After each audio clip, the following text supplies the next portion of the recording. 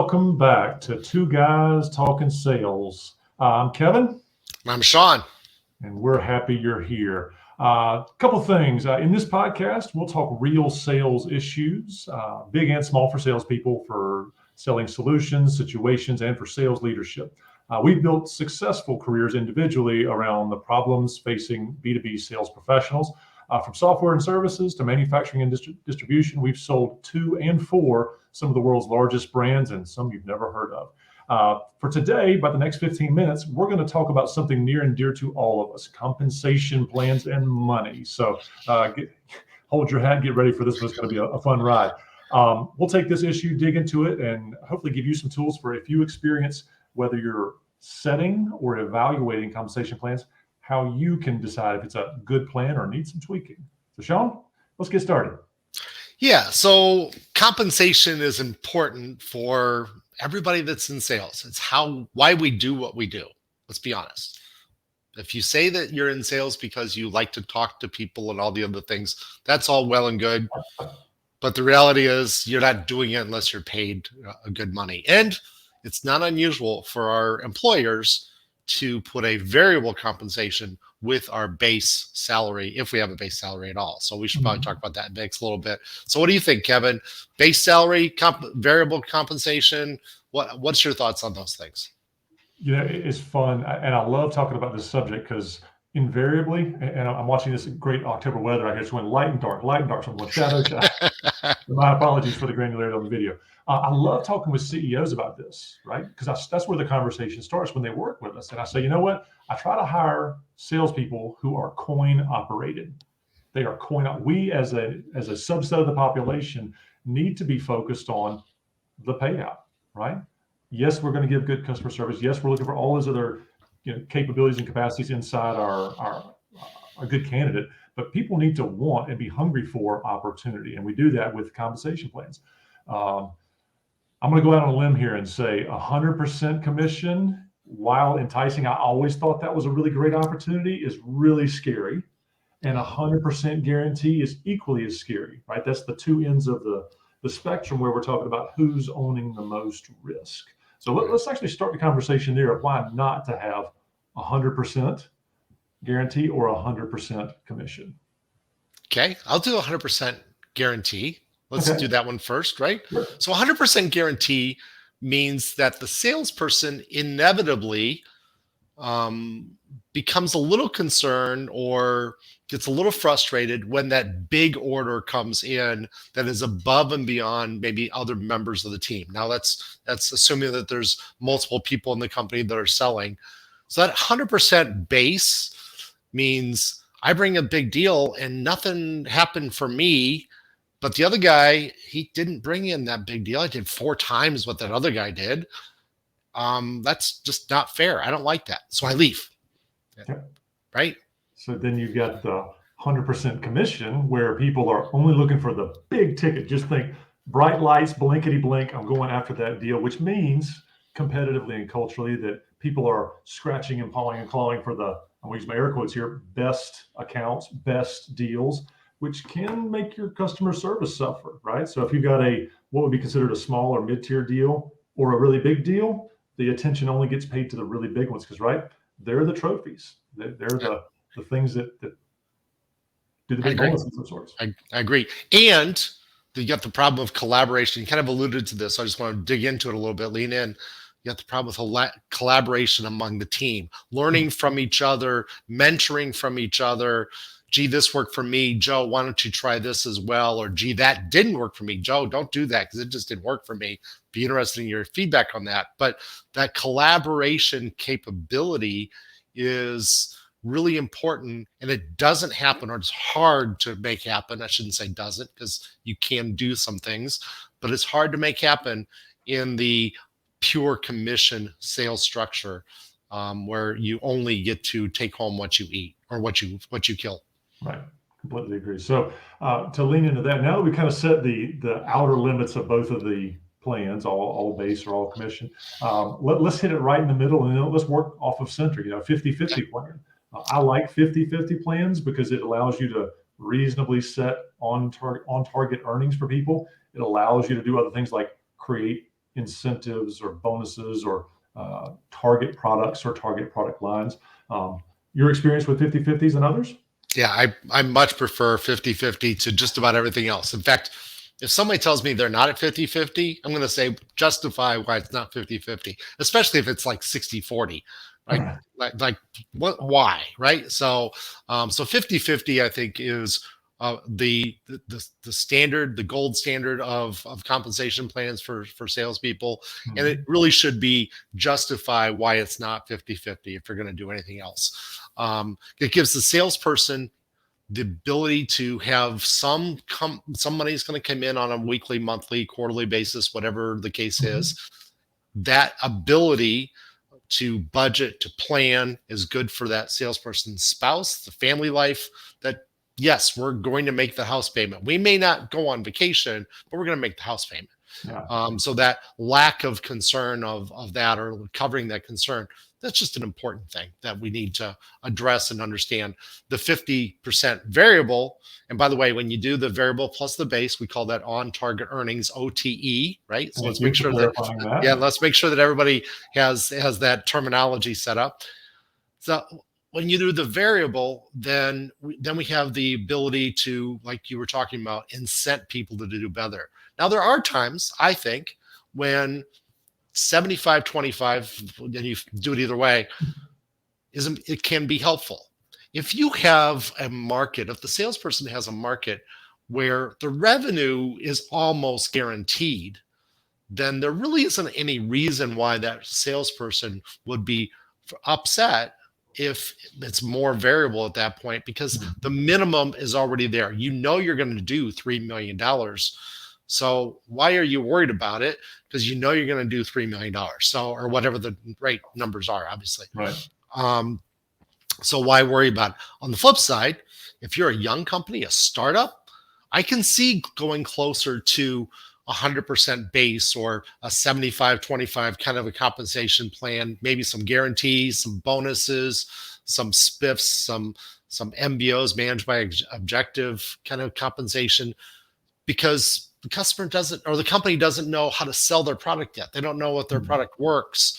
There's lots of effort just to get that customer across the threshold. So I don't know. What are your thoughts on those things, Kevin? So I completely agree on when you're a startup or you're a disruptor kind of company. If you kind of flag, if you raise your hand when somebody says, "What kind of company are you?" and you're thinking, "I'm a disruptor. I'm about to change a market space." You're in that kind of subset of the population where we're saying you got to figure out how to sell your products. You got to do price market fit, and if you're pricing it one day at subscription and the next day at enterprise, and you haven't gotten a bite on either, that tells me you're not don't have a good feel on price market fit yet. Um, but I definitely like the difference between 50/50 and 80/20 90/10, not a 55/45 or a 50, 60/40, because it's just negligible, right? When you get down to the real numbers, it sounds good to say we have a 60/40 split, but really the numbers are too close for that typically. Um, I also like to break open this discussion when I talk about how soon do you pay the incentive, right? Now, that's a big topic and can get really sticky. Think about, you can think construction, you can think of service implementation, you can think of, a year's worth of a rollout of a project that you've sold or a solution. In all of those cases, you have a sale that happens months, quarters, maybe even a year before the actual project begins. But you don't want to wait a year to get commission, right? Right. So as a sales manager, I always say, let's make sure we're incentivizing the behaviors we want, which is always go sell more, right? Right. Sell more faster. Right. So to that end, I like to talk about, regardless of what plan we land on, let's make sure we're paying people quickly and we're getting the longevity of the work to go within their repeating, wash, rinse, repeat of the selling behavior. I agree. And in fact, you and I both spent some time in the software industry, and it's very typical in the software industry now to have software as a service, where I'm going to pay up front, and that's going to give me a year or maybe 2 years or whatever of my ability to use that piece of software. So it should be a financial incentive for most companies to say, what if we could get the customer to agree to 5 years? Well, that really helps the planning of the company out. Maybe we should have a different incentive structure, a different bonus plan for all those out years. And how does that work? But there are cases where once you buy that first year, the renewal of it is just going to be automatic. Customer can't turn it off, right? So, so there is some reasons not to do that, not to pay for out years or not to pay too much for out years. But for the most part, most of our software products that are out there, the customer can turn it off after the end at the end of the contract. So we probably need to have longer contracts that locks the customer in more. The other thing that I like to think about is when do they get paid? If they get paid monthly for their commission or they get paid quarterly. That's kind of the two that I hear about a lot. Is you get paid for October and November or whatever. I like to remind companies that what happens in sales, and I've talked about this before. I think I mentioned this on the previous broadcast a week ago. A salesperson can't speed up a deal, but a salesperson can slow down the deal. And sometimes the salesperson slowing down a deal can just because there's other things in life that got in the way. If I'm getting paid on a quarterly basis and it's the 1st of October and there's work that has to get done on that deal, and I know it's going to close. I'm pretty sure it's going to close, but I got some stuff to do personally. My spouse has some things that wants me to do some things. There's a weekend going, then so I just don't want to get that quote done over the weekend, because if I look at that work, my wife would tell me like, well, what difference does it make if you get it done on Saturday night versus you get it done on Tuesday night? Customer's going to buy and you're not going to get paid on it until January 15th. This is if you're on a quarterly payment schedule.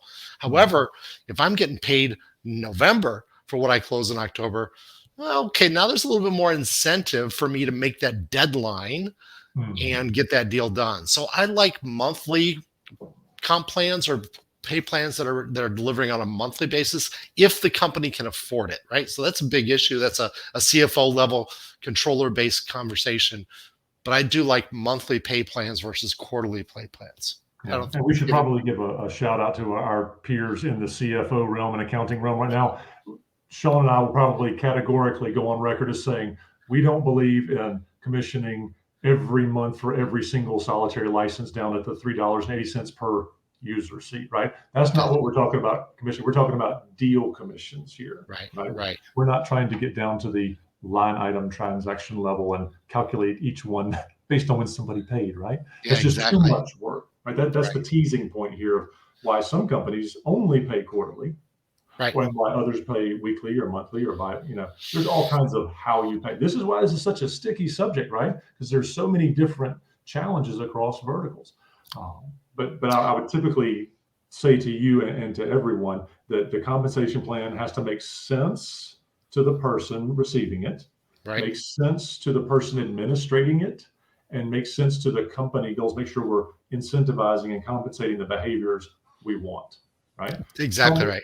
What's the number one question you ask about compensation plans when you're meeting with someone new, CEO or sales team?